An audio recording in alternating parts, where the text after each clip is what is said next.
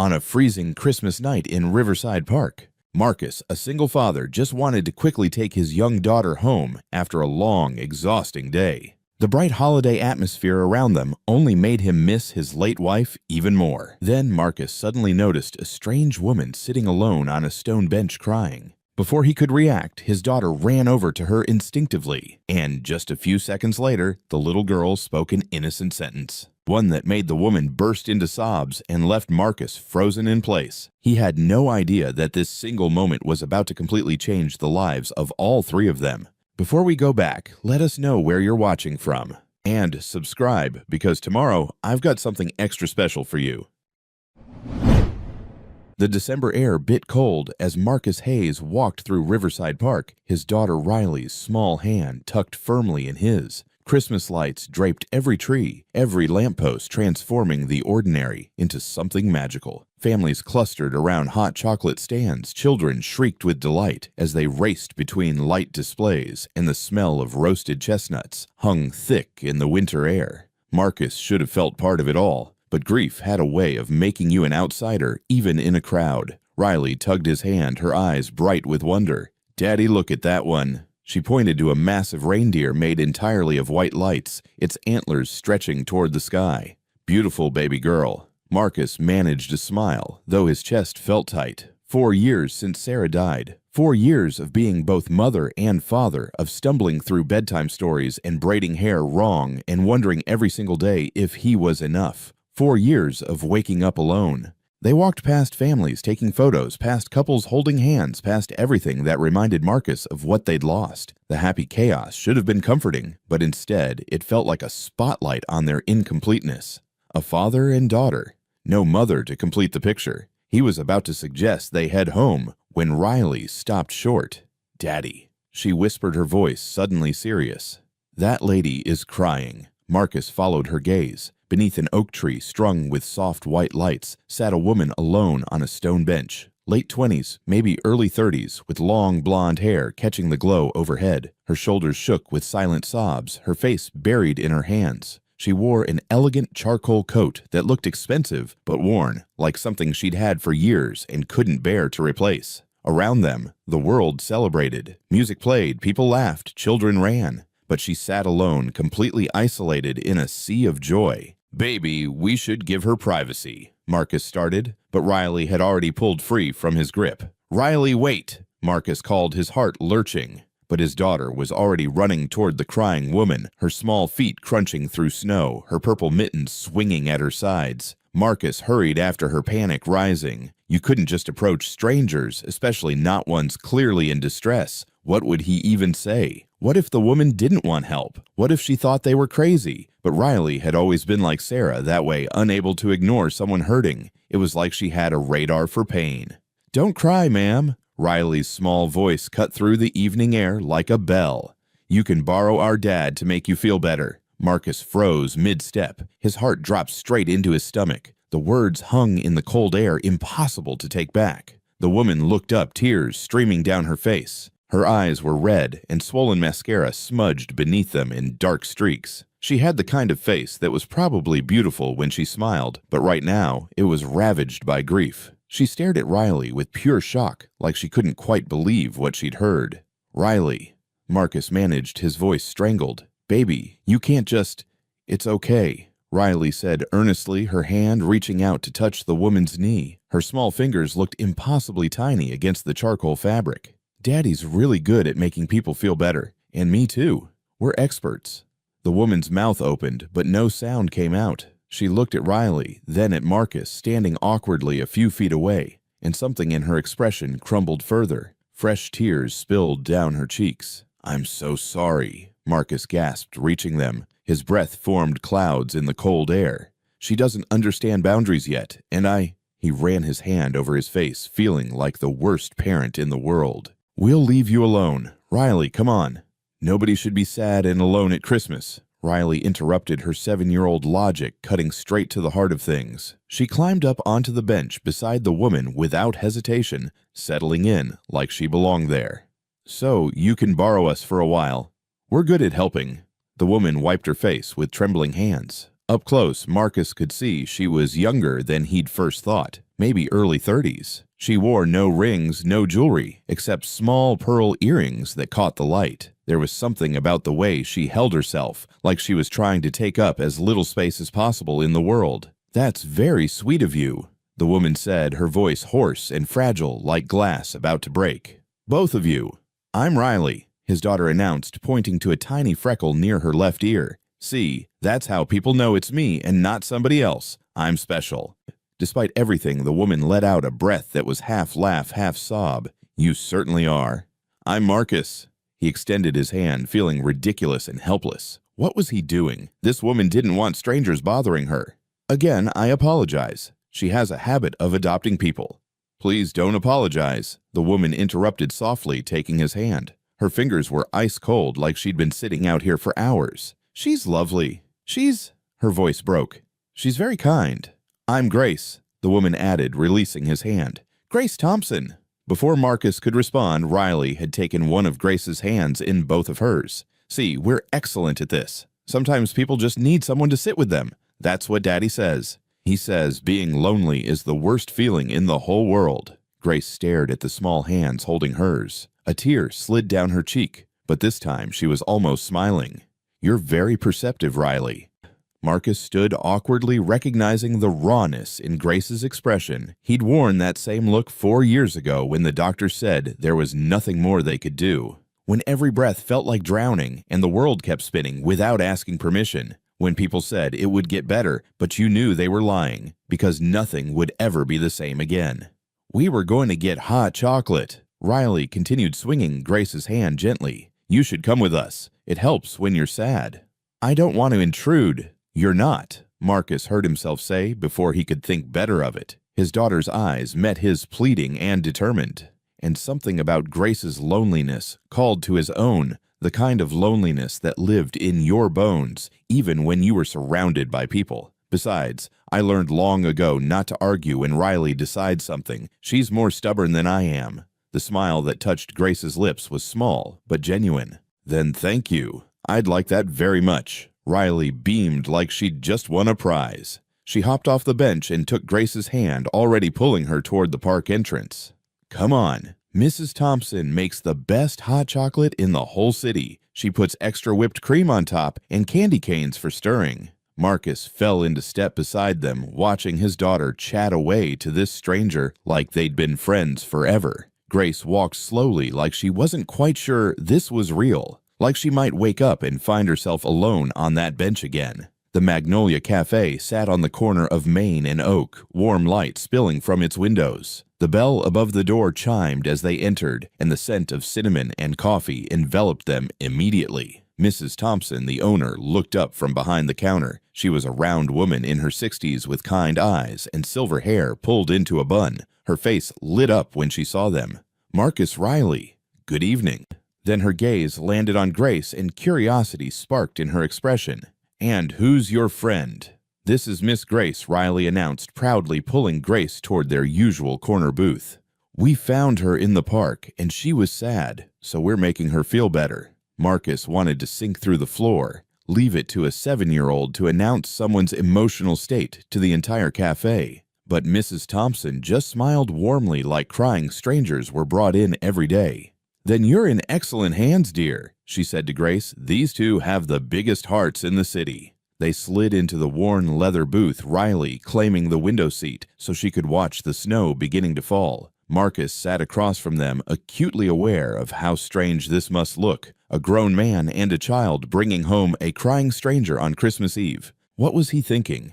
But when he looked at Grace, saw the way her shoulders had relaxed slightly, saw the ghost of a smile on her lips as Riley chattered about the snow, he thought maybe this was exactly what she needed. Mrs. Thompson brought 3 hot chocolates each, topped with mountains of whipped cream and red and white striped candy cane stirs. Riley immediately attacked hers, getting whipped cream on her nose within seconds. "Riley, use a napkin," Marcus said automatically. Grace actually laughed, and the sound was like sunlight breaking through clouds. "I think the whipped cream mustache is part of the experience." Riley grinned, showing her missing front tooth. "See, Daddy Miss Grace gets it." Silence settled over the table after that. Marcus wrapped his hands around his mug, trying to figure out what to say. What did you say to a stranger you just met in crisis? The normal small talk seemed insulting, but diving into why she'd been crying seemed invasive. Grace spoke first, her hands wrapped around the warm mug like she was trying to draw heat into her very soul. You have a beautiful daughter. Thank you. The words came out heavier than Marcus intended, weighted with 4 years of being everything to Riley. 4 years of teacher conferences alone, of birthday parties where he was the only parent, of tucking her in every night and wondering if he was enough. She's my world. Grace's eyes met his across the table, and something flickered there. Recognition, understanding, like she saw past the words to the exhaustion and fear beneath them. I can see that. She's lucky to have you. Why were you crying, Miss Grace? Riley asked suddenly, her voice cutting through the adult careful stepping with the brutal honesty only children possessed. Did someone hurt your feelings? Riley Marcus started heat rising in his cheeks. That's not appropriate. It's okay, Grace interrupted quietly. She looked at Riley carefully, seeming to measure how much truth a 7-year-old could handle. Then she took a deep breath, her shoulders rising and falling. I was sad because Christmas makes me remember people I miss very much. Like people who died? Riley asked, her eyes wide. Marcus's stomach dropped. Riley, that's not something we ask. Yes, Grace said, her voice barely above a whisper. Like people who died. Riley nodded solemnly, like she understood more than she should. She reached across the table and patted Grace's hand with sticky fingers. Our mommy died too, when I was 3. I don't remember her much, but Daddy says she's watching over me from heaven. The air seemed to leave the cafe. Marcus sat frozen, stunned. Riley rarely talked about Sarah, especially not to strangers. He usually kept that information private, locked away in a box where it couldn't hurt as much. But Grace's eyes filled with tears. Not sad ones exactly, but something softer, gentler. I'm so sorry, sweetheart. That must have been incredibly hard. It was, Marcus said, his voice rough. He didn't usually talk about this, but something about Grace's openness, her raw honesty, made pretending seem pointless, made the walls he'd built seem ridiculous. She had breast cancer, stage 4 by the time they caught it. We had 2 years from diagnosis to... He couldn't finish the sentence. Riley was barely 3 when we lost her. I'm so sorry, Grace whispered, in the way she said it, like she truly understood, made Marcus's chest ache. I lost my family too, Grace said suddenly, the words tumbling out like she'd been holding them back for too long, like a dam breaking. She looked at Riley, then at Marcus, and he saw the moment she decided to trust them with her story. My parents and my brother and my sister, all at once, 8 years ago. Riley's eyes went impossibly wide. All of them. Grace nodded, a tear escaping despite her efforts to hold it back. It traced a slow path down her cheek, and she didn't bother to wipe it away. All of them. They were on a plane coming to visit me. I was in New York for work. They were supposed to land at 6 p.m. Her voice cracked. The plane went down over the Atlantic. No survivors.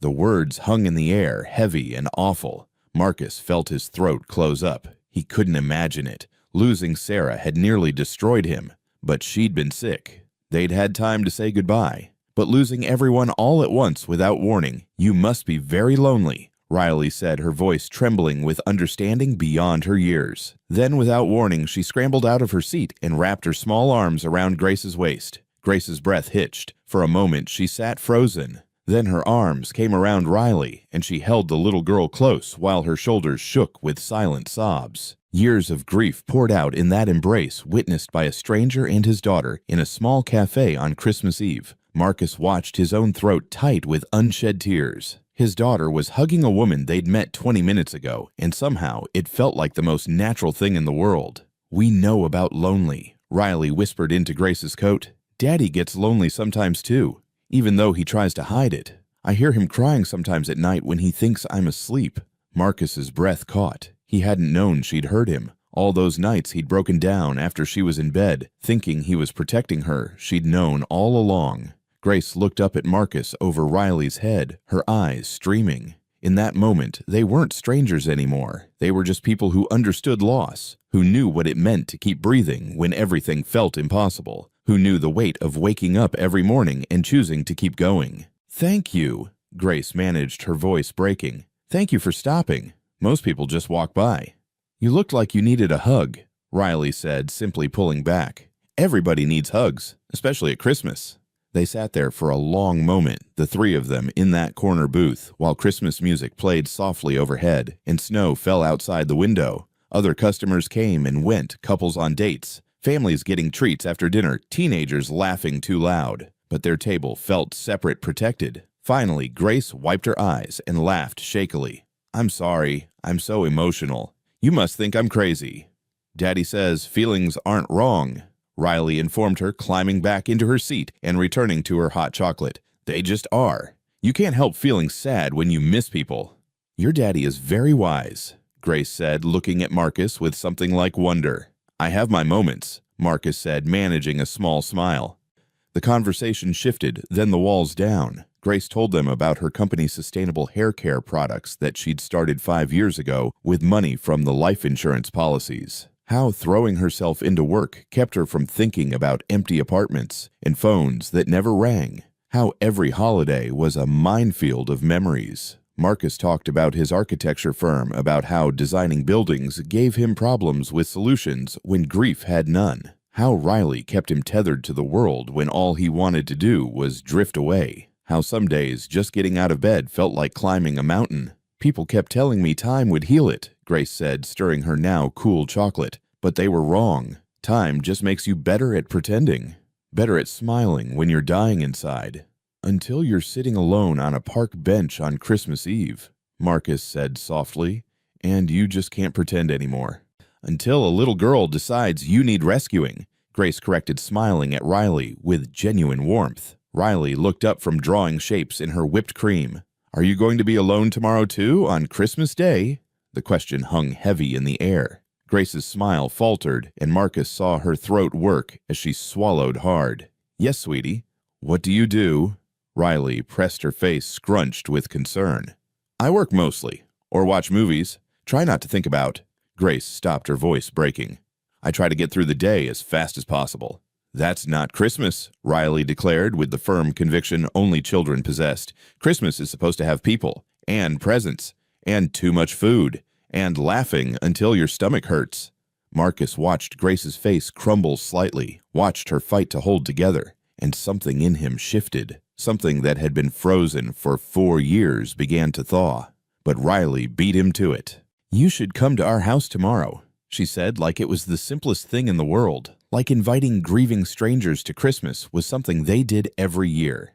"We have presents, and Daddy makes snowman pancakes, and we watch movies all day. Right, Daddy?" Marcus met Grace's eyes across the table. He saw hope there mixed with fear and uncertainty and desperate longing. A woman who'd been alone for 8 years being offered a lifeline by a 7-year-old who didn't know the word impossible. He should say no, should make an excuse. They didn't know this woman. She could be anyone. But he'd seen her grief, recognized it like meeting an old friend. And Riley was right. Nobody should be alone on Christmas. "She's right," he heard himself say. "You shouldn't be alone tomorrow. Nothing fancy, I promise. Just pancakes and chaos and too many Christmas movies. But there'll be laughter, and you'd be very welcome." "I couldn't impose." Grace's voice cracked, but her eyes held hope like a drowning person clutching a rope. "You're not imposing. You'd be doing us a favor." Marcus paused, choosing his words carefully. "The holidays are hard when you've lost someone. Sarah's parents are gone, and mine live in Seattle. It's usually just Riley and me trying to make it special. But it would be nice to have another adult around, someone who understands that Christmas can be beautiful and hard at the same time." Grace looked at Riley, then back at Marcus. Her hands trembled around her mug. "Are you sure you don't know anything about me? I'm a complete stranger." "We know you've been through loss," Marcus said gently. "We know you're brave enough to sit in a park full of happy families, even when it hurts. We know you're kind enough to let a strange child tell you about her dead mother without running away. That's enough." A genuine smile spread across Grace's face, transforming it. With the grief temporarily lifted, Marcus could see how beautiful she was. Not just physically, but in the way she looked at Riley with such tenderness, in the way her eyes lit up with gratitude. "Then yes," Grace whispered. "Thank you. I'd love to come." Riley erupted in cheers, nearly knocking over her hot chocolate. "This is going to be the best Christmas ever. We have to make extra pancakes. Daddy and Miss Grace can help me with my new art set if Santa brings one." Marcus laughed, feeling something loosen in his chest, something that had been tight for 4 years. "Okay, baby girl, extra pancakes it is." They exchanged phone numbers and addresses. Grace typed their information into her phone with trembling fingers, like she was afraid it might disappear if she didn't capture it immediately. When they finally left the cafe an hour later, the snow was falling heavier. Marcus walked Grace to her car, a modest sedan covered in a light dusting of white. "Thank you," Grace said again, her breath fogging in the cold air. "For tonight, for tomorrow, for not walking past me." "Thank you for trusting us," Marcus replied, "for being vulnerable enough to let us in." Grace smiled, but her eyes were serious. "I almost didn't come to the park tonight. I almost stayed home, but something told me to go to try to feel something. And then Riley appeared, and," she laughed shakily, "I don't believe in fate or destiny or any of that, but this feels like something, like maybe I was supposed to meet you both." "Maybe you were," Marcus said softly. They stood there in the falling snow, two people who'd known terrible loss connected by a 7-year-old's inability to ignore suffering. "Tomorrow," Grace said. 10 o'clock. 10 o'clock. We'll be waiting." Grace got in her car and drove away, her taillights disappearing into the snowy night. Riley tugged Marcus's hand. "She's really nice, Daddy." "She is, baby. I think Mommy would like her." Marcus's breath caught. He looked down at his daughter, her dark eyes serious and knowing. "I think you're right." Walking home through the snow, Riley's hand in his, Marcus felt something he hadn't felt in 4 years. Hope. The possibility that life might hold more than just getting through each day. That maybe, just maybe, there was still room for joy. Christmas morning dawned, bright and cold frost painting delicate patterns on the windows. Marcus woke early as he always did and lay in bed staring at the ceiling. Sarah's side of the bed had been empty for 4 years, but some mornings it still surprised him. Some mornings he still reached out expecting warmth and finding cold sheets instead. Today, though, his thoughts weren't on Sarah. They were on Grace and the promise Riley had extracted from her last night. He'd given a stranger their address, invited her into their home, into their Christmas. What if she didn't come?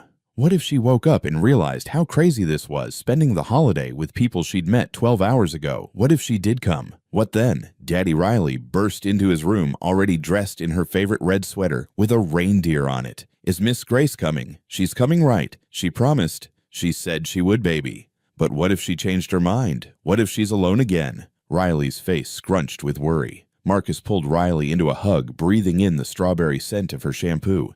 "Then we'll call her and make sure she's okay. But I think she'll come." She seemed excited. "She was sad, Daddy. Really, really sad. Sadder than you get sometimes." Marcus's chest tightened. "I know, baby. We're going to make her happy today, right? We're going to try our best." They went downstairs and made breakfast, scrambled eggs and toast. Riley could barely eat, too excited and nervous. She kept checking the clock, counting down the minutes until 10. At 9:55, she positioned herself by the front window, nose pressed to the glass. "I see a car. Is that her?" "No, that's Mrs. Jenkins." "Another car. Is that Daddy? That's her." At exactly 10 o'clock, the doorbell rang. Riley raced to the door, Marcus following more slowly. His heart pounded stupidly hard. When Riley pulled the door open, Grace stood on their porch, arms full of wrapped presents, her expression uncertain but hopeful. She'd changed 3 times that morning, finally settling on dark jeans and a cream cable knit sweater. Her blonde hair was pulled back in a simple ponytail, and she wore minimal makeup. She looked younger, somehow more vulnerable than last night. "Hi," she said softly, her eyes finding Marcus's. "Hi." He couldn't stop staring. In the warm morning light, without tears and smudged mascara, she was beautiful, genuinely, breathtakingly beautiful. "Miss Grace, you came." Riley threw herself at Grace's legs, nearly sending the presents flying. "Of course I came." Grace laughed, dropping to her knees to hug Riley properly, somehow managing not to drop anything.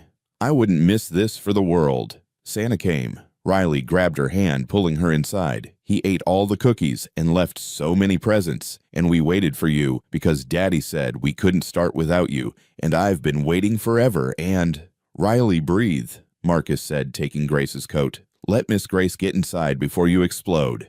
Grace laughed a real laugh that made her whole face light up. "It's okay. I love the enthusiasm." The living room was beautifully chaotic. The tree leaned slightly left. It always did, no matter how carefully Marcus set it up. It was covered in mismatched ornaments spanning years, handmade preschool ones with Riley's tiny handprints, delicate glass ones that had been Sarah's grandmother's new ones Riley had picked out last year at the Christmas market. Mountains of presents spilled underneath, wrapped in paper, featuring everything from Santa to snowflakes to Disney princesses. "This is lovely," Grace whispered, taking it all in. Her eyes lingered on a photo on the mantel Marcus, Sarah, and baby Riley taken just months before Sarah's diagnosis. "It's chaos," Marcus corrected gently, "but it's our chaos." "I brought presents," Grace announced, pulling out the wrapped packages. "I hope that's okay. I know we just met, but I couldn't come empty-handed." "You didn't have to do that," Marcus started, but Riley was already reaching for them. "Can I put them under the tree?" "Of course, sweetheart." Riley carefully arranged Grace's gifts with the others, treating them like precious treasures. Grace handed Marcus a smaller package separately. "For you. Open it later if you want." Their fingers brushed when he took it, and Marcus felt a jolt of something he hadn't felt in years. Awareness. Attraction. He pushed it down quickly. Too soon. Too complicated. Riley was already pulling Grace down to the floor by the tree, chattering about each ornament and what it meant. "See, this one, I made it in kindergarten. It's supposed to be an angel, but it looks more like a blob with wings. And this one was Mommy's. Daddy says she loved angels. And this one—" Grace listened to every word like it mattered, asked questions, laughed at Riley's jokes. Marcus leaned against the doorframe, watching them, something warm spreading through his chest. She fit here. Somehow, impossibly, a woman they'd met last night fit into their home like a missing puzzle piece. "Can I open presents now?" Riley asked, bouncing with barely contained energy. "Go ahead, baby." Riley attacked the present pile with the enthusiasm only 7-year-olds possessed. Paper flu squeals echoed through the house, and Marcus documented it all on his phone like he did every year. Grace sat on the floor, her back against the couch, smiling at Riley's excitement. When Riley opened Grace's gift, a professional watercolor set with dozens of colors, thick artist-grade paper reels, sable brushes, a wooden palette, she went completely silent. Marcus held his breath, worried something was wrong. Then Riley whispered, "These are like real artist supplies, like what real painters use." "Because you're a real artist," Grace said, seriously leaning forward. "I saw your drawings last night at the cafe, the one you did on your napkin. You have talent, Riley. Real talent, and real artists deserve real supplies." Riley's eyes filled with tears. "Nobody's ever given me grown-up art stuff before." "Well, now you have it, and I expect to see amazing paintings." Grace smiled. "Maybe you'll let me see them sometime." Riley launched herself at Grace, nearly knocking her over, the art supplies scattering. "Thank you, Miss Grace. Thank you so much. This is the best present I've ever gotten." Marcus felt his throat tighten. Sarah had always been the thoughtful gift giver, the one who saw what people needed before they knew themselves, who remembered tiny details from months-old conversations. But here was Grace, who'd met Riley yesterday, and she'd seen his daughter's soul, seen the artist hiding behind crayon drawings and cheap markers. "I have something for you too, Miss Grace," Riley said, scrambling up. She grabbed a gift from under the tree, clearly wrapped by Riley herself, with about a full roll of tape and paper that didn't quite cover the box. "You didn't have to get me anything," Grace said, but her eyes were bright. "Open it." Inside was a handmade card construction paper, covered in so much glitter it was still falling off. On the front stick, figures holding hands, 3 figures being joined by a 4th with blonde hair. Hearts and stars surrounded them. Inside, in Riley's careful, somewhat wobbly handwriting, "Dear Miss Grace, thank you for being sad in the park so we could find you. You make us happy. Love, Riley and Daddy." Grace pressed the card to her chest, tears streaming down her face. "This is the most beautiful thing anyone's ever given me." "Really?" Riley looked skeptical. "It's just paper and glitter." "No," Grace said firmly, pulling Riley close. "It's perfect. It's absolutely perfect. I'm going to put it in a frame and keep it forever." They spent the rest of the morning opening presents. Marcus opened Grace's gift to him, a leather-bound journal with his initials embossed on the cover and a note inside for sketches or thoughts or whatever helps you process. Sometimes we need a place to put the feelings we can't say out loud. He stared at it, stunned. How had she known, how had she understood in one evening that he needed this "thank you"? He said, his voice rough.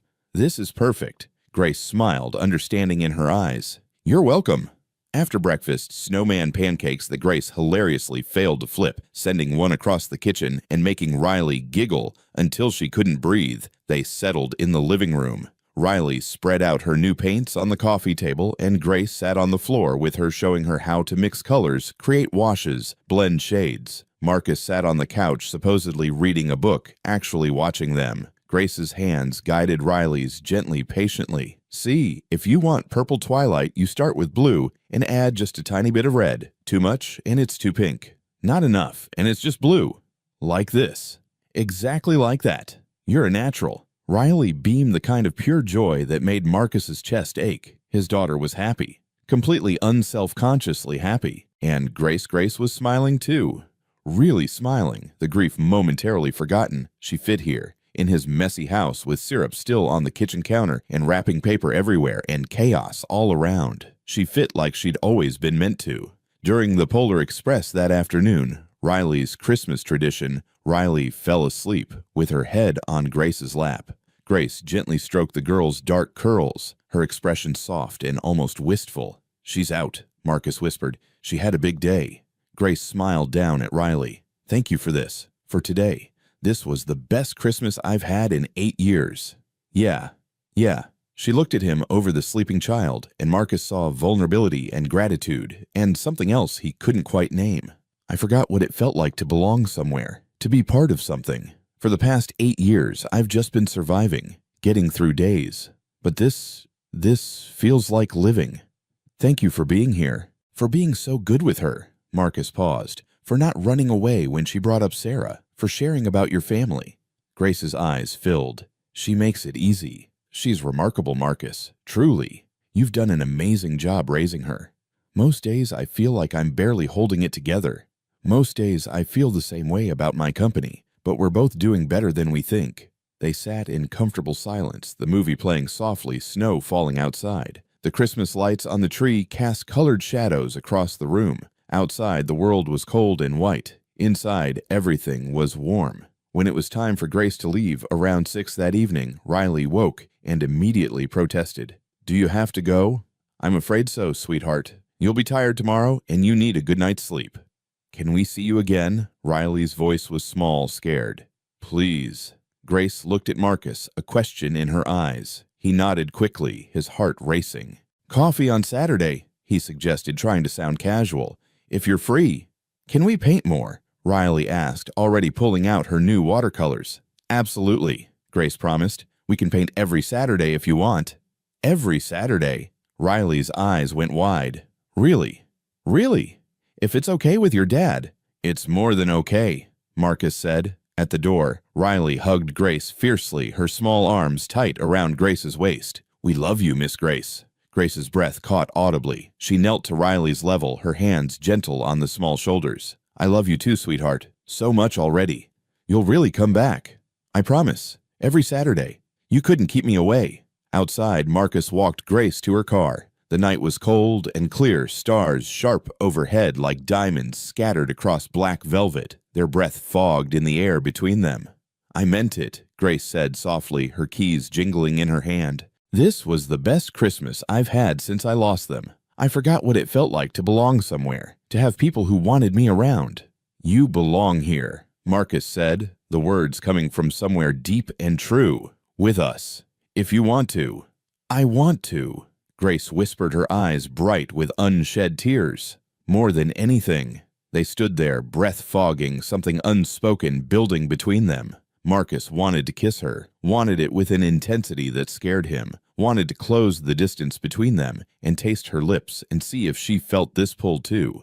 But it was too soon, too fast. They'd known each other less than 24 hours. "Saturday," he said instead, stepping back before he could do something stupid. "Saturday. I'll be there."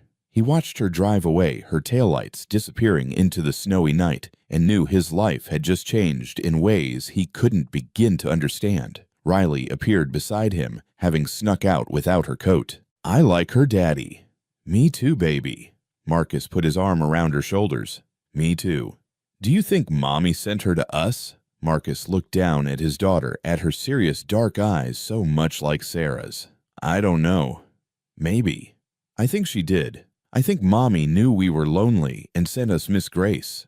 Marcus's throat closed up. He pulled Riley close, breathing in her strawberry shampoo scent, and let himself believe it was possible. Saturday coffee became sacred over the next months. Every week, Marcus and Riley would meet Grace at the Magnolia Cafe at 10 a.m. sharp. They'd order their usual hot chocolate for Riley, black coffee for Marcus, vanilla latte for Grace, and settle into their corner booth. Riley would spread out her art supplies and paint while Marcus and Grace talked about everything and nothing, books and work and frustrations and childhood memories and dreams for the future. Grace told them about growing up in Vermont, about her sister Sophie, who'd wanted to be a marine biologist and plastered her bedroom walls with shark posters, about her brother Lucas, who'd been studying engineering, who'd called Marcus's profession the coolest job in the world, about her parents who'd been married 35 years and still held hands everywhere they went, who'd died holding hands as the plane went down. Marcus told her about meeting Sarah in college, about their whirlwind romance, about how brave she'd been through the cancer treatments, even when she was terrified, about the last conversation they'd had hours before she died, when she'd made him promise to keep living, to not let grief consume him, to find love again someday.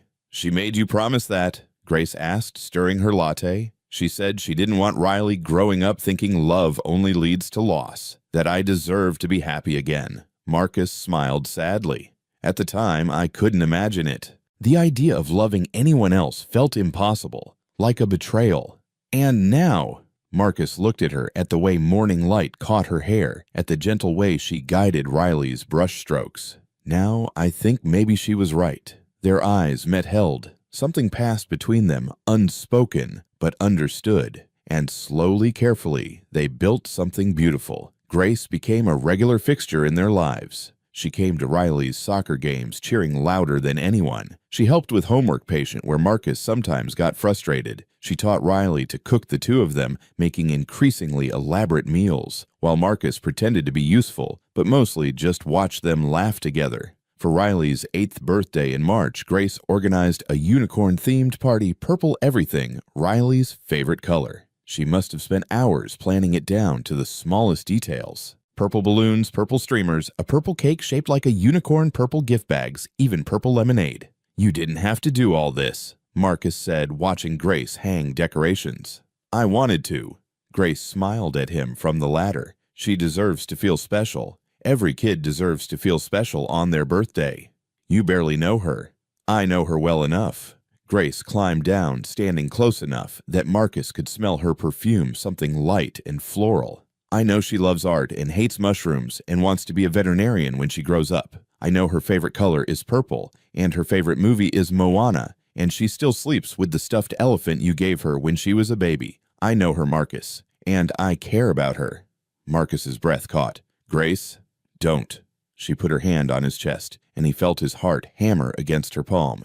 "Not yet. Let's just get through today." At the party, surrounded by Riley's friends and their parents, Grace fit in seamlessly. She helped with games, served cake, took photos, bandaged a scraped knee when one kid fell playing tag. Other parents assumed she was Riley's mother, and neither Marcus nor Grace corrected them. After the guests left, Riley plopped down next to Grace on the couch, exhausted but happy, her purple party hat askew. "This was the best birthday ever, Miss Grace." "I'm glad, sweetie." "Miss Grace." Riley looked up at her seriously, that look she got when she was thinking something important. "I wish you were my mom." The room went silent. Marcus, cleaning up plates in the kitchen, froze, his hands stilled in the soapy water. Grace's face went pale.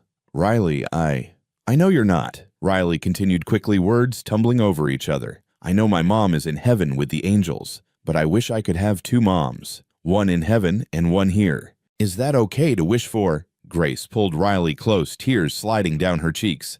"That's the sweetest thing anyone's ever said to me. So you'll stay. You'll keep coming over and teaching me to paint and helping with my homework." "I'll keep coming over," Grace promised, her voice thick. "As long as you want me to." Riley hugged her tighter. "Forever then. I want you to come over forever." Marcus stood in the doorway, watching the two most important people in his life, and knew with absolute certainty that he was in love with Grace Thompson. Summer came fast, all heat and sunshine and long days. Grace closed a major deal for her company, and Marcus finished designing a community center he'd been working on for months. They decided to celebrate with a beach trip to Myrtle Beach, their first real vacation together. The drive down was chaotic and perfect. Riley sang along to Disney songs, Grace joined in, and Marcus pretended to hate it while secretly loving every second. They stopped at roadside attractions, a giant dinosaur statue, a peach-shaped water tower, a mysterious attraction that claimed to have the world's largest ball of yarn. At the beach, Riley built elaborate sandcastles while Marcus and Grace sat on towels watching her play. The sun was warm on Marcus's shoulders and the sound of waves was soothing, and Grace was beside him in a blue sundress that made his heart race. "I need to tell you something," Marcus said suddenly, his voice rough. Grace looked at him surprised by the seriousness in his expression. "Okay." "These past 6 months have been—" He paused, searching for words. "I haven't felt this alive since before Sarah died. Maybe ever. And I keep telling myself we're taking it slow, that we're just friends, that I need to be careful for Riley's sake. But I can't pretend anymore." He took her hand, his heart pounding so hard he thought it might break through his ribs. "I'm in love with you, Grace. Completely terrifyingly in love with you." The color drained from Grace's face. She pulled her hand back, wrapping her arms around herself like she was trying to hold herself together. "Marcus, You don't have to say it back," he said quickly, panic rising. "I just needed you to know. I needed to be honest about what this is for me. But if you don't feel the same way, if this is too much, I understand. We can go back to being friends. I won't—" "It's not that I don't feel the same way," Grace interrupted, her voice cracking. "It's what if I'm not enough? What if I can't be what you need, what Riley needs? I've never been a mother. I don't know how to do this. What if I mess everything up?" Marcus cupped her face, gently making her meet his eyes. "You already are enough. You show up. You care. You love Riley in your own way. That's all any of us can do. But what if it's not?" He kissed her then, soft and tentative, cutting off her spiral of fear. Her lips were salt-sweet from the ocean air trembling against his. For a moment, she froze. Then she melted into him, her hands coming up to grip his shirt. When they pulled apart, Grace was crying, but she was also smiling. "I love you too," she whispered, the words tumbling out like a confession. "I'm so scared, Marcus. I'm terrified, but I love you. I love you so much." "Really? Really?" She laughed through her tears. "I've been in love with you since that first Christmas, maybe even since that first night in the park. I just kept telling myself it was too fast, too soon, that I couldn't possibly." He kissed her again, longer this time. 6 months of careful friendship, transforming into something more, something beautiful and terrifying, and absolutely right. "Daddy and Miss Grace are kissing!" Riley's voice rang across the beach, delighted and scandalized. They broke apart, laughing to find Riley grinning at them from her sandcastle, her hands on her hips. "About time," Riley declared. "I've been waiting forever." Grace laughed through her tears. "You knew." "Of course I knew. You look at each other all googly-eyed. It's gross." Riley wrinkled her nose, but also kind of nice. Marcus pulled them both close, his daughter and the woman he loved, and felt something he hadn't felt in years. Complete. Whole. Like maybe, just maybe, everything would be okay. The next few weeks should have been blissful. They'd confessed their love, kissed on the beach, made Riley the happiest kid in the world. Everything should have been perfect. But Grace started pulling away. It was subtle at first. She'd respond to texts a little slower, her responses shorter. She'd cancel their Saturday coffee once because of a work emergency, understandable. Then twice. Then 3 times in a month. She'd show up to dinner looking exhausted and distracted, barely eating, excusing herself early. Within a month, Marcus couldn't ignore it anymore. "You're working late again tonight?" he asked when she called Wednesday evening to cancel their plans. "I'm sorry. There's this product launch deadline, and the team needs me to review everything before we send it to manufacturing, and the team always needs you, Grace. You're the boss. You could delegate." Silence on the other end. Then quietly, "That's not fair." "Isn't it?" Frustration bled into his voice despite his efforts to stay calm. "You've canceled 4 times in 3 weeks. Riley keeps asking when you're coming over. I keep making excuses for you, telling her you're busy with work. But she's starting to wonder if she did something wrong." "She didn't do anything wrong. I know that, but she doesn't. And honestly, Grace, I'm starting to wonder too. Did I push too hard? Say something wrong? Because if you're having second thoughts about us, just tell me. Don't just disappear. I'm not disappearing. But her voice was weak, unconvincing. I'm running a business, Marcus. I have responsibilities. I know that, Marcus said more gently, but this is what you do when things get real or scary. You disappear into work. You did it after you lost your family, worked yourself into the ground so you wouldn't have to feel anything. And you're doing it now. That's not... Grace stopped. He heard her breathing uneven and shaky. I'm not running away. Then what are you doing? Because from where I'm standing, it looks like you told me you loved me and then ran as fast as you could in the opposite direction. The silence stretched so long, Marcus thought she'd hung up. Then he heard her crying soft sobs that made his anger dissolve immediately. I can't do this, she whispered. Can't do what? Last week, Riley scraped her knee at the playground. Just a little scrape, barely bleeding. And I froze Marcus. I completely froze because I didn't know if I should put a bandage on it first, or clean it first, or if I needed special ointment, or... Her voice cracked. A 7-year-old falls down and I panic. What happens when it's something bigger, when she's really hurt or sick or needs actual help? Grace, and yesterday she asked me to help with her math homework, 3rd grade edition, and I got the answer wrong. Wrong. She trusted me to help her and I let her down over simple addition. How am I supposed to... She broke off, sobbing harder. Marcus's heart ached. One wrong math problem isn't letting her down. It's not about the math. Grace's voice rose. It's about the fact that I have no idea what I'm doing, and I'm terrified that one day you'll wake up and realize you need someone who actually knows how to be a mother, not someone who's just pretending, not someone who's making it up as she goes. You're not pretending. I am. I don't know the first thing about being a parent. I don't know when kids need to go to the doctor or how to help with homework or what to do when they're scared or sad or angry. I don't know any of it, Marcus. And the more time I spend with Riley, the more I love her, the more terrified I am of failing her. Marcus took a deep breath, trying to find the right words. Then let me be very clear. I don't need someone who has it all figured out. I don't need some perfect TV mom who knows all the answers. I need you. Messy, imperfect, scared you. That's enough. Silence. What if it's not? Grace whispered. Come over this weekend. Talk to me face to face instead of hiding behind work and phone calls. Let us prove to you that you're already doing better than you think. Please, Grace, don't give up on us without giving us a real chance. Another long pause. Then quietly, okay, Saturday, I promise. I'll hold you to that. After he hung up, Marcus sat in the dark living room, head in his hands. Riley appeared at the top of the stairs in her pajamas. Is Miss Grace okay? She's scared, baby. Scared of what? Scared of not being good enough. Of letting us down. Riley padded downstairs and climbed into Marcus's lap, even though she was getting too big for it. But she's already good enough. She's perfect. I know, baby. We just need to help her see that. That Saturday, Grace arrived looking like she hadn't slept in days. Dark circles shadowed her eyes, and her hands shook slightly as she set down her purse. Riley was at a friend's house, giving them time to talk. They sat on Marcus's back porch, summer heat thick around them, cicadas buzzing in the trees. I'm sorry, Grace said, immediately, words tumbling out. For pulling away. You were right. I was hiding. I got scared and I ran, and that wasn't fair to you or Riley. Why?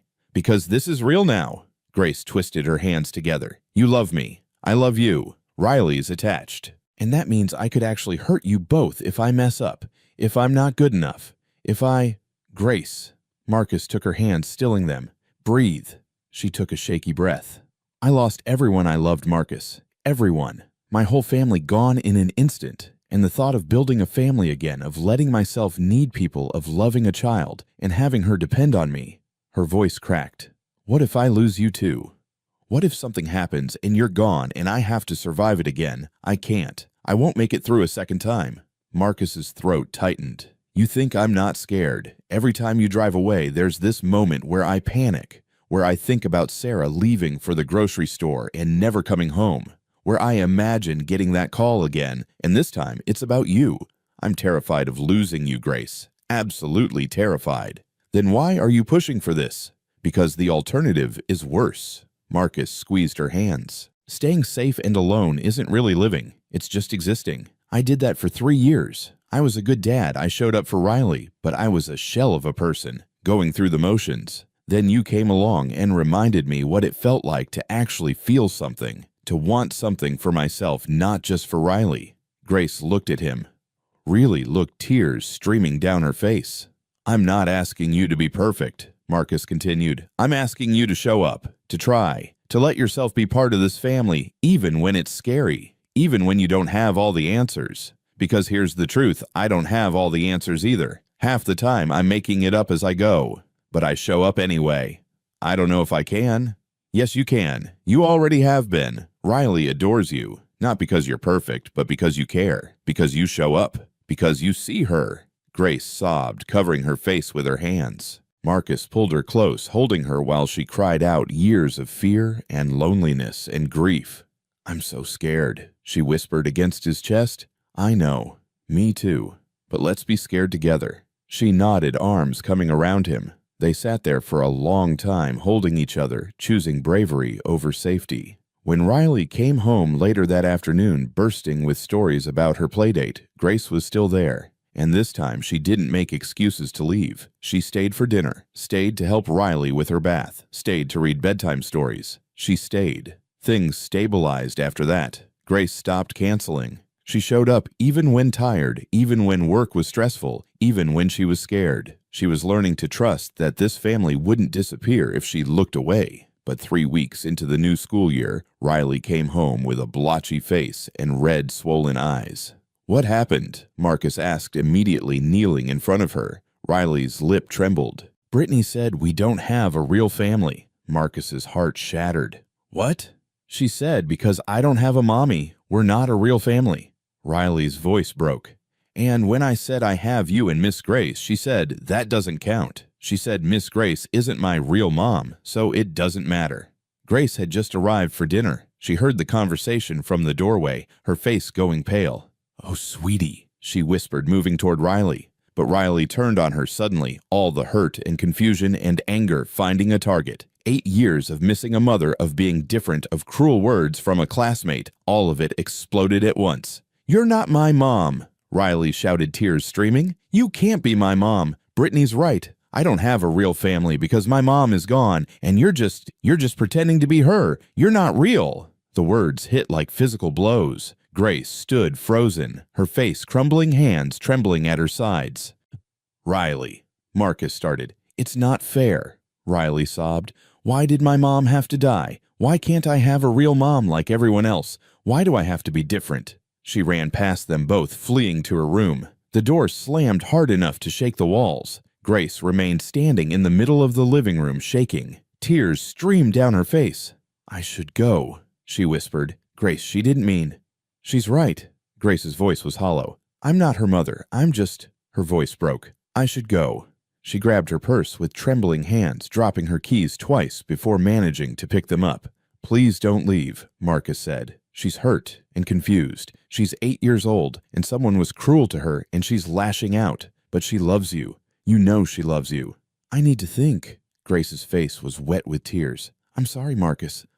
I need to go." She left before he could stop her, her car pulling away too fast. Marcus stood in the empty living room, torn between chasing Grace and comforting his daughter. He chose Riley. She needed him more right now. He found her curled on her bed, crying into her pillow, her whole body shaking with sobs. He lay down beside her and held her while she cried out all the pain of being different, of missing someone she barely remembered, of a cruel child's words cutting deep into old wounds she didn't know how to heal. "I'm sorry, Daddy," she finally hiccuped. "I didn't mean what I said to Miss Grace. I didn't mean it." "I know, baby. But she doesn't know that. And those words hurt her very much." "I know." Fresh tears. "I love Miss Grace. I was just so mad about Brittany, and I didn't know where to put all the angry feelings, so they came out at Miss Grace instead. I understand. But we need to make this right. Tomorrow, when you're calmer, we'll call her." "What if she doesn't answer? What if she doesn't want to see me anymore?" Marcus pulled Riley close. "She will. She loves you too much not to." But he wasn't sure he believed it. For 3 days, Grace didn't answer calls or texts. Marcus left messages. Riley drew pictures and wrote tearful apologies. But Grace's phone went straight to voicemail. Riley cried at random moments during breakfast, during homework, in the middle of soccer practice. Marcus felt helpless watching both the women he loved hurt and not knowing how to fix it. On the 4th morning, Riley came to him with her watercolors. She'd painted a picture of Grace with tears streaming down her face, reaching for Riley, who stood too far away. "We made her leave, didn't we?" Riley whispered, staring at the painting. "No, sweetie." "We did. I heard her cry when she left. I made her cry." Riley's whole body shook. "I love Miss Grace, Daddy. I don't want her to go away forever. Please, can we tell her we're sorry? Can we fix it?" That night, Marcus called Grace one more time. She answered on the 5th ring, her voice hoarse, like she'd been crying. "Riley wants to talk to you," Marcus said. "She's been devastated. She wants to apologize. She wants you back." Silence. "She really wants me back." "She really does. She loves you, Grace. She was hurt and scared, and she lashed out at the safest person in her life, you. Because deep down she knows you won't abandon her even when she messes up. She trusts you enough to be angry with you." More silence. Then softly, "Does she really love me, or does she just feel guilty?" "She loves you. She painted you a picture. She's written you 5 apology letters. She asked me if we broke you." Marcus's voice cracked. "Please don't give up on us. On her."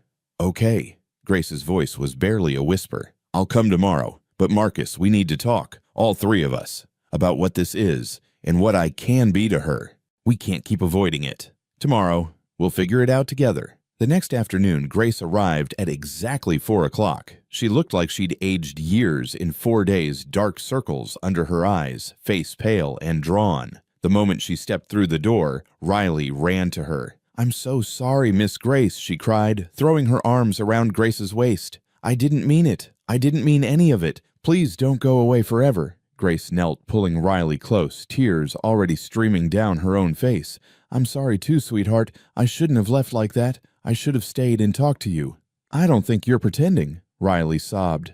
"I don't think you're fake. I love you being here. I love you." "I know, baby. I know." Grace held her tighter, one hand stroking Riley's hair. "I love you too. So much." They held each other for a long time while Marcus watched his own eyes burning with unshed tears. Finally, Grace pulled back, wiping Riley's face gently. "I think we need to talk about something important. All 3 of us. Is that okay?" Riley nodded, hiccuping. They moved to the living room, sitting together on the couch, Grace in the middle, Riley and Marcus on either side. Grace took a deep breath, gathering her courage. "Riley, I want you to know I understand where those words came from. You were hurting. Someone said something cruel to you, and you were processing really big, complicated feelings. I'm not angry with you. I could never be angry with you for being honest about how you feel." "Really?" Riley's voice was small and scared. "Really?" Grace took Riley's hand. "But I need you to understand something too, okay? Something really important." Riley nodded. "I love you very much, and I love your daddy. But I can never be your mommy." Riley's face fell, and tears started again. Grace quickly continued, squeezing her hand. "Your mommy was Sarah. She was special and wonderful, and she loved you more than anything in the whole world. No one could ever replace her. No one should even try. She carried you for 9 months. She brought you into this world. She loved you with everything she had. She will always, always be your mommy." "Then what are you?" Riley asked, her voice trembling. "If you're not my mom, what are you?" Grace smiled gently through her tears. "I'm someone who loves you, someone who wants to be part of your life, not instead of your mommy, but alongside her memory, not as a replacement, but as something different, as me, as Grace, someone who's choosing to be here to care for you, to show up every single day." "Like extra love," Riley said, slowly trying to understand. "Exactly like extra love." Grace's voice grew stronger. "You can love me and love your mommy at the same time. Your heart is big enough for both. Loving me doesn't mean forgetting her or replacing her. It just means more people who love you. More love in your life." Riley was quiet, processing. Marcus held his breath. "And you won't try to make me forget her?" Riley finally asked. "Never," Grace said firmly. "We can talk about her whenever you want. Look at pictures, share memories, tell stories. Your mommy is part of your story, Riley. Part of who you are. And that's beautiful. I would never want to take that away from you. What do I call you if you're not my mom? Whatever feels right to you. Miss Grace is perfect, or just Grace. There's no rush to figure it out. We have all the time in the world." Riley looked at Marcus, then back at Grace. She was quiet for a long moment, thinking. Then she nodded slowly. "Okay, you're our Grace, our extra love." Grace's eyes filled with happy tears. "I like that very much. Our Grace. That's perfect." She opened her arms and Riley crashed into them, holding tight. Over Riley's head, Grace met Marcus's eyes, and what passed between them was understanding and relief, and love so deep it hurt. They would be okay. It wouldn't be perfect, but it would be real. And that was enough. The conversation didn't fix everything immediately. There were still hard moments over the next month's moments when Riley missed Sarah and didn't know how to express it. Moments when Grace second-guessed everything. Moments when Marcus felt caught between honoring his late wife and embracing his new life. But they were navigating it together, and slowly trust rebuilt stronger than before because it had been tested and survived. Spring arrived again, bringing with it a crumpled permission slip that Marcus found buried in Riley's backpack. Mother's Day tea at Lincoln Elementary, he read aloud. "Why didn't you give this to me sooner, baby?" Riley shrugged, not meeting his eyes. She picked at her thumbnail. "Because I don't have anyone to bring." "Everyone else will have their real mom there." Marcus's heart broke. "Riley." "Could I ask Grace?" Riley interrupted, looking up suddenly. Marcus blinked, surprised. "You want to ask Grace?" "She's not my mommy," Riley said carefully, like she'd been thinking about this for a while. "I know that. My mommy is in heaven. But Grace is our Grace, our extra love, and I think I'd like her to be there. If she wants to come, if it won't make her sad." Marcus's throat tightened with emotion. "I think she'd love that, sweetheart." When they asked Grace that evening, sitting together at dinner, she started crying immediately. "You really want me there?" Her voice shook. "Yes," Riley said firmly. "You're important to me, Miss Grace, and I don't want to be the only one without someone who loves me there. All my friends will have their moms, and I can't have mine. But I can have you, if you want." "Oh, sweetheart." Grace pulled Riley into her lap, something she'd never done before. "Then I'd be honored, truly honored." The Mother's Day tea was held in the school cafeteria, decorated with construction paper flowers and hand-drawn cards. Grace arrived nervous, wearing a simple blue dress and carrying a small bouquet of purple flowers, Riley's favorite color. Riley grabbed her hand the moment she walked in, beaming. "You came."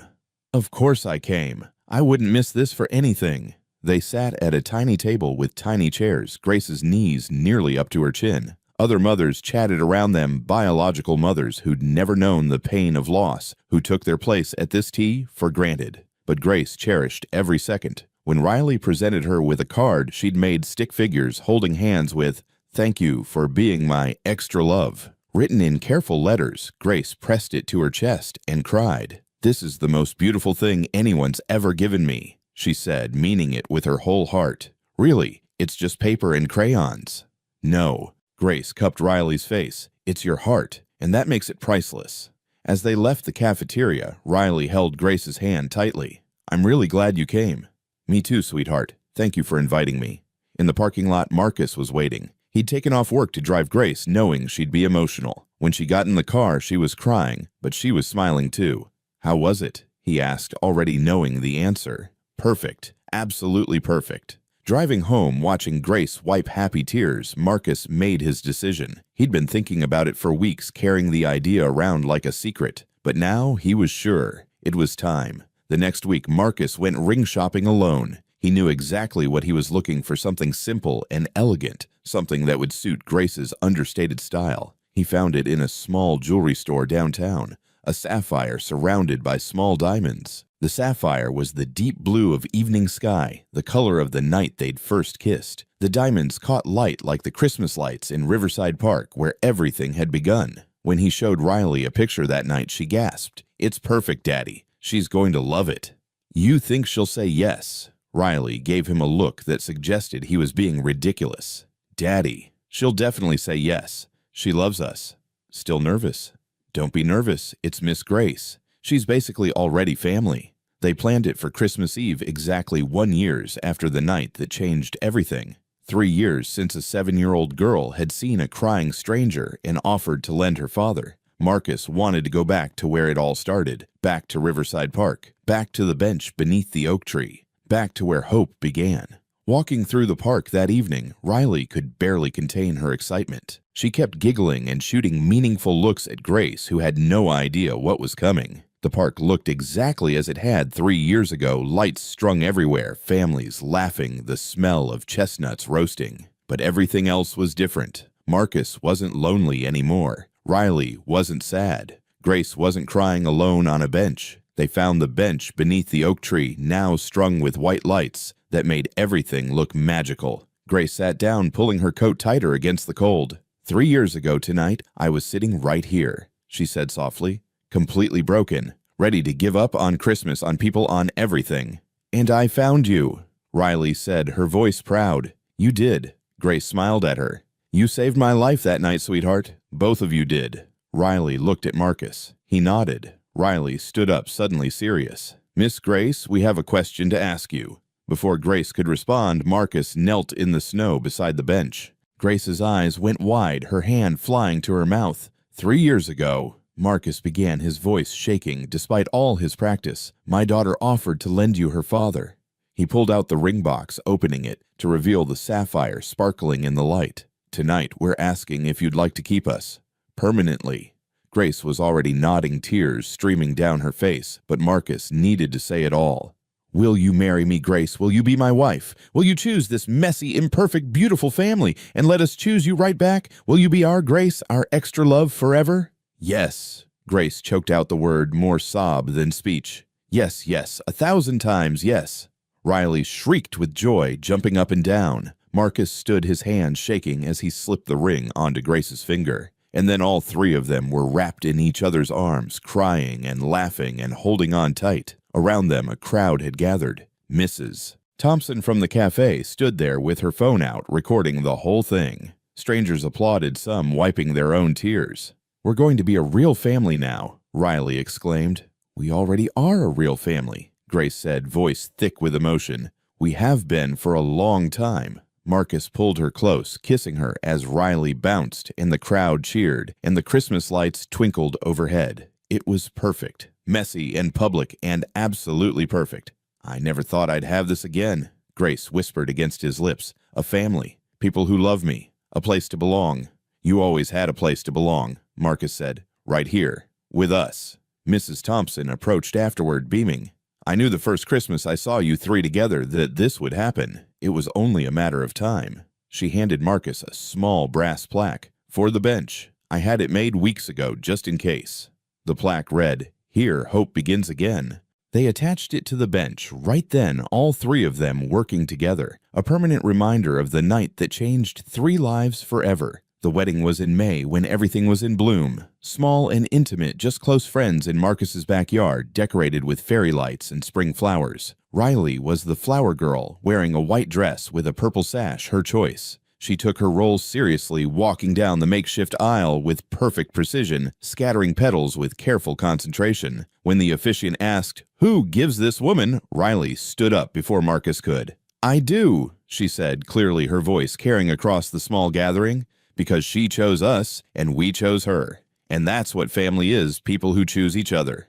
There wasn't a dry eye in the venue, and Grace covered her mouth with her hand overcome. Marcus grinned proudly at his daughter. They exchanged rings with shaking hands. When the officiant pronounced them husband and wife, Riley stood between them, holding both their hands as they kissed. At the reception, Riley gave a toast. She'd written it herself, practicing for weeks in secret. Miss Grace came into our lives when we needed her most, she read from a slightly crumpled piece of paper. And I think we came into her life when she needed us most, too. She's not my mommy. My mommy is in heaven watching over me, but Grace is my extra love, my here mom, the person who shows up every day and loves me just because. And that makes me the luckiest kid in the whole world, Grace cried through the entire speech. Marcus held her hand, watching their daughter so brave, so wise beyond her years, and felt his heart might burst with love. Sarah would have loved Grace. He knew it with absolute certainty. Sarah would have been grateful that Riley had someone to love her, guide her, be there for all the moments Sarah couldn't be.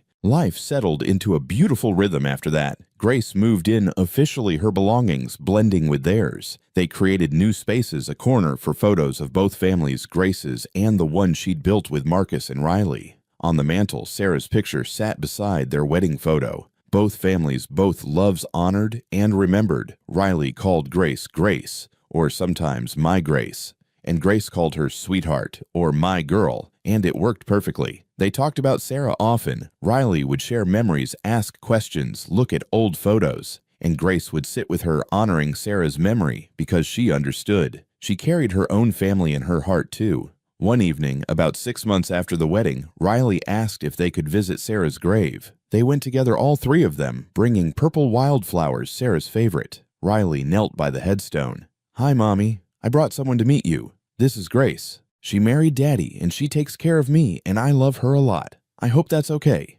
Grace knelt beside her, crying silently. "She's not trying to replace you," Riley continued seriously. "Nobody could. But she loves us, and we love her. And I think you'd like her. I think you'd be friends." Grace placed her hand on the cold stone. "Thank you," she whispered. "Thank you for creating Riley. Thank you for loving Marcus. Thank you for the life you gave them before I came along. I promise to love them with everything I have. I promise to honor your memory. I promise Riley will always know who you were and how much you loved her." Marcus stood back watching his daughter and his wife pay respects to his first wife and felt the last piece of his broken heart finally heal. 2 years after the wedding, on a perfect Saturday morning in late spring, Grace woke to the smell of burning pancakes. She sat up in bed smiling as she heard giggling from downstairs and Marcus's voice saying, No, we can save it. Just scrape off the black parts. It'll be fine." Her birthday. She'd almost forgotten. When she came downstairs in her robe, the kitchen was controlled chaos. Marcus stood at the stove looking frazzled, flour somehow in his hair and on his cheek. Riley was at the table surrounded by art supplies and what appeared to be an entire container of glitter spilled everywhere. "Surprise!" they both shouted when they saw her. "We made you birthday pancakes," Riley announced proudly, gesturing to the slightly charred stack. "They're a little crispy." "But crispy is just extra crunchy," Marcus added, grinning sheepishly. Grace laughed, pulling them both into hugs, not caring about the flour or glitter transferring to her robe. "I love extra crunchy pancakes." They ate breakfast together, slightly burnt pancakes drowning in syrup, fresh strawberries that were actually perfect, and too much whipped cream. Riley chattered about her plans for Grace's birthday, about the super special surprise she had planned. After breakfast, Riley presented Grace with a card. Her hands shook slightly as Grace opened it. Inside was a drawing of their family tree, carefully colored with her watercolors. At the roots, in neat letters, "Mommy, Sarah in heaven." The trunk showed Marcus with his arms spread wide. The branches showed Riley, arms reaching up, and at the very top, in purple ink, with tiny stars around it, "Mom Grace." Grace's breath caught. She stared at the word Mom, her vision blurring with tears. "Riley is this." She couldn't finish. "Do you like it?" Riley asked, anxiously fidgeting with her napkin. "I wasn't sure if you'd want me to call you that. You said I could call you whatever felt right, and this feels right. But if you don't like it, I can make another card and—" "No." Grace grabbed Riley's hands, tears streaming freely now. "No, sweetheart. I love it. I love it so much." Riley's face lit up with relief. "Really?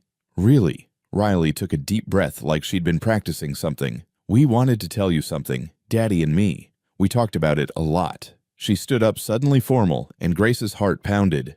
"You're my mom now," Riley said, her voice clear and sure. "Not instead of my first mommy, she'll always be my mommy in heaven. But you're my mom too. My here mom. The one who shows up every day. The one who helps with homework and comes to my soccer games and teaches me to paint and makes me feel safe." Tears rolled down Riley's cheeks, but she kept going. "I love you, Mom." The word Mom hung in the air like a bell ringing. Grace dropped to her knees, pulling Riley into her arms, sobbing. "Thank you," she choked out. "Thank you for choosing me. Thank you for trusting me with that name. It's the greatest honor of my life." "Is it okay?" Riley asked, pulling back to look at Grace's face. "That I call you Mom?" "It's everything," Grace whispered, cupping Riley's face. "You're everything." Marcus knelt beside them, wrapping his arms around both his girls, his wife, and his daughter, and they held each other while happiness and love and gratitude washed over them. "We love you, Mom," Riley said again, testing out the word with a growing smile. "I love you too, baby," Grace replied, the words coming naturally. "Both of you, more than I ever thought possible." Later that afternoon, Riley asked, "Mom, do you think my mommy in heaven is happy that we have you?" Grace's heart squeezed. She pulled Riley close on the couch. "I think your mommy Sarah is very, very grateful that you have someone here who loves you as much as she did. I think she's proud of you for opening your heart to me. And I think she knows that loving me doesn't mean you love her any less." That's what I think too. Riley leaned her head on Grace's shoulder. I'm lucky. I have two moms. Most kids only get one. Grace kissed the top of Riley's head, breathing in her strawberry shampoo scent, and felt complete. That evening, after Riley had gone to bed, Grace stood at the window, looking out at the stars. Marcus came up behind her, wrapping his arms around her waist. You okay? He asked softly. More than okay. She leaned back into him.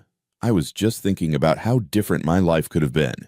If Riley had walked past me that night in the park, if I'd said no to hot chocolate, if I'd been too scared to show up on Christmas Day, if I'd run away when things got hard instead of staying and fighting through my fear. But you didn't, Marcus said, kissing her temple. You were brave enough to let us in. You were patient enough to wait for me to be ready. They stood there together, watching the stars, comfortable in the silence. Grace thought about her family, her parents Sophie Lucas, the family she'd lost 8 years ago in a plane crash that had shattered her entire world. She thought about the years of loneliness, of working herself into exhaustion to avoid feeling anything, of sitting alone in that park on Christmas Eve, ready to give up. And she thought about a little girl with a freckle near her ear who'd refused to walk away from someone in pain, who'd offered the simple, profound gift of companionship, who'd saved Grace's life without even knowing it. Thank you, she whispered to the stars, to the family she'd lost. Thank you for sending them to me. Thank you for this second chance at love, at family, at life. Marcus tightened his arms around her. What are you thinking? That hope begins in the smallest moments, in the bravest actions of the kindest people, in the willingness to reach out when it would be easier to walk away. And sometimes, Marcus added, his voice warm with affection, hope begins with a 7-year-old who can't ignore someone crying. Grace smiled, turning in his arms to face him. I love you. I love this life. I love our family. Our family, Marcus repeated like he loved the sound of it. I like that. They kissed as the stars shone overhead, as their daughter slept peacefully in her room, as the life they'd built together, imperfect and beautiful and real, continued on. Hope had begun 3 years ago on a park bench with a simple offer, don't cry, ma'am. You can borrow our dad. And it would continue forever in this home with these hearts that had chosen each other and refused to let go. Because sometimes when you're brave enough to accept help from a stranger, you find exactly what you've been missing. Sometimes the family you need finds you when you need them most. And sometimes love gets a second chance not to replace what was lost, but to create something new and equally precious. Grace had lost one family to tragedy, but she'd gained another through Grace's courage and the unstoppable kindness of a child who believed everyone deserved to be happy. As she stood in Marcus's arms in the home they'd built with Riley, sleeping upstairs, dreaming of art and unicorns, and the mother who loved her from heaven and the mom who loved her here on earth, Grace knew she was exactly where she belonged. Hope begins again, always. You just have to be brave enough to reach for it when it's offered. And Grace had been brave. Riley had been brave. Marcus had been brave. And together they'd built something beautiful from broken pieces. Together they'd found home. Join us to share meaningful stories by hitting the like and subscribe buttons. Don't forget to turn on the notification bell to start your day with profound lessons and heartfelt empathy.